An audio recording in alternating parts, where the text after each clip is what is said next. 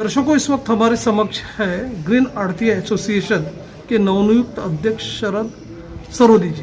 सरोदी जी, हमारे चैनल में आपका स्वागत है। नमस्कार। सरोदी जी, जानना चाहते हैं कि आप जैसे कि अपने अध्यक्ष पद स्वीकार किया हुआ है, तो आप ये बताइए कि ये जो आपका जो बाजार है, जो मार्केट है, किस तरह की समस्याओं का सामना कर रहा है, उस बारे में आप बताइए। यहाँ पे सबसे पहले आप लोगों को बता दूं कि जो किसानों का माल आता है, तो माल आने का समय होता है वो 3 बजे का, 4 बजे का, 5 बजे का, और कुछ दलाल लोग अपने अड़त के ऊपर भी बुलाते हैं।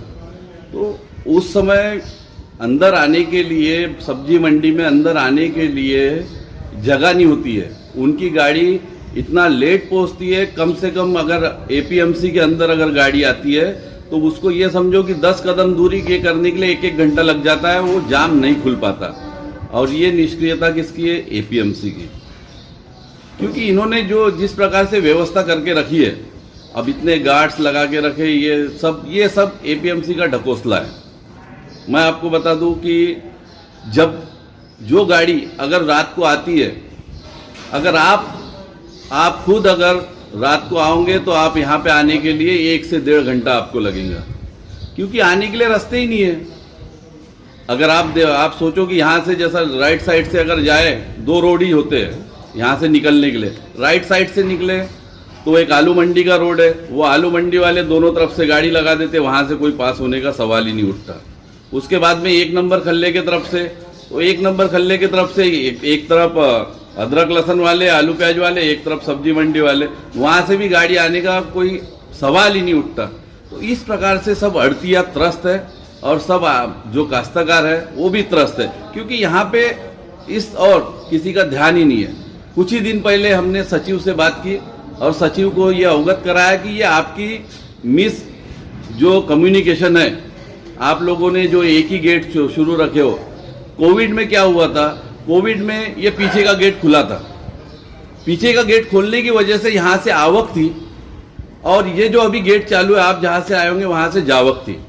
उसके वजह से इनको शेष भी इनका बराबर मिलता था और कोई दिक्कत नहीं थी। आने वालों के लिए, सब्जी मंडी वालों के लिए ये गेट इतना सोइस्कर है, यानी इतना अच्छा है कि उनको 2 मिनट लगते किसी भी माल लाने के लिए, किसी व्यापारी को माल लाने के लिए, काश्तकार को माल लाने के लिए, या अड़तिया को माल लाने के लिए 2 मिनट लगते। होता यह है कि यहाँ पे नागपुर मंडी में पूर्व विदर्भ के सभी लोग आते हैं। नागपुर मंडी एक बहुत बड़ी विशाल मंडी है, जहाँ चंद्रपुर, गोंदिया, गढ़चिरौली, या अनेक से जितने भी पांडुरना, एमपी में भी जाता है पांडुरना, उसके आगे मुल्ताई वगैरह, हर शहर में यहाँ का माल जाता है।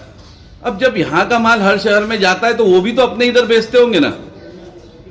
वो उनके इधर की मंडी का समय होता है 5 बजे का, 3 बजे का, 4 बजे का, तो वो लोग आते हैं सुबह सुबह, और उनको अगर रास्ता नहीं मिलता है तो बेचारे वैसे ही खाली होके चले जाते हैं।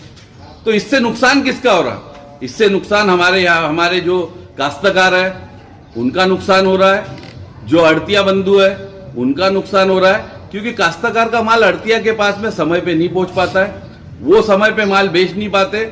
लेट माल आने की वजह से जो माल रात को भाव रहता है 30 रुपए, वो माल 20 रुपए, 15 रुपए, 10 रुपए, या बहुत ही बेकार सिचुएशन रही तो फेंकने में जाता है। तो इस वजह से एपीएमसी का जो उन्होंने बना के रखे जितना भी सिस्टम है, मैं बोलता हूं कि ये सब फेक है, वो कोई सिस्टम से नहीं चल रहा है। माननीय सचिव साहब, माननीय सभापति जी कई सालों से, पिछली बार भी सभापति रहे, लेकिन सभापति ने यह भी सोचना चाहिए कि हम जिस मंडी में सभापति है उस मंडी का हाल क्या रहना चाहिए, क्योंकि वो यहाँ आते हैं, देखते हैं, हाल देखते हैं।